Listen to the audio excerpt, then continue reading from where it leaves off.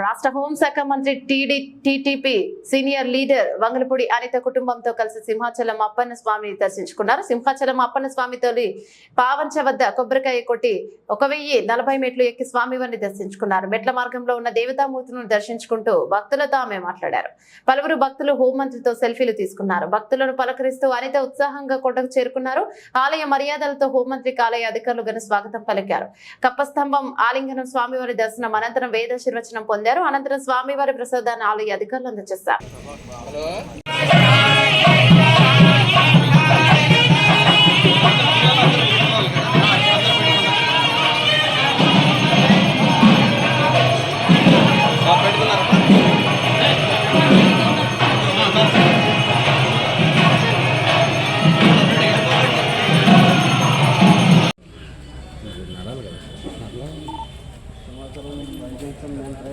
బాగా నడుస్తారు.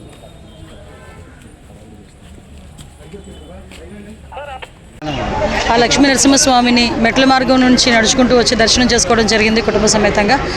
ఈరోజు రావటం నా అదృష్టంగా, మెట్ల మార్గం నుంచి వచ్చి దర్శించుకోవడం నా అదృష్టంగా భావిస్తున్నాను. లక్షలాది మంది భక్తులు వచ్చే ఈ లక్ష్మీ నరసింహస్వామి, అదేవిధంగా ఉత్తరాంధ్రకి ఇలవేల్పు ఈ లక్ష్మీ నరసింహస్వామి దూర ప్రాంతాల నుంచి ఇక్కడికి వచ్చి దర్శనం చేసుకుని వెళ్తారు. ఇక్కడ ఉన్న అన్ని సదుపాయాలు కూడా సక్రమంగా ఉండాలని మేము ఇప్పుడే యోగా వాళ్ళతో కూడా మాట్లాడడం జరిగింది. మెట్ల మార్గం నుంచి వచ్చేటప్పుడు కూడా కొన్ని మెట్లు లాస్ట్ గవర్నమెంట్లో మేము ఉండేటప్పుడు కొత్త మెట్లు కన్స్ట్రక్షన్ చేయడానికి కూడా సిద్ధపడ్డారు అప్పుడు అశోక్ గజపతిరాజు గారు. తర్వాత ఈ గవర్నమెంట్ వచ్చిన తర్వాత దాన్ని పూర్తిగా మన వైఎస్ఆర్సీపీ గవర్నమెంట్ వచ్చిన తర్వాత దాన్ని పూర్తిగా నిర్లక్ష్యం చేయడం జరిగింది. ఇప్పుడు కన్స్ట్రక్షన్ అనేది స్టార్ట్ చేసి మెట్ల మార్గం నుంచి వచ్చే భక్తులు కూడా ఎటువంటి ఇబ్బందులు కలగకుండా చేసుకునే బాధ్యత కూడా మేము అందరం తీసుకుంటాం.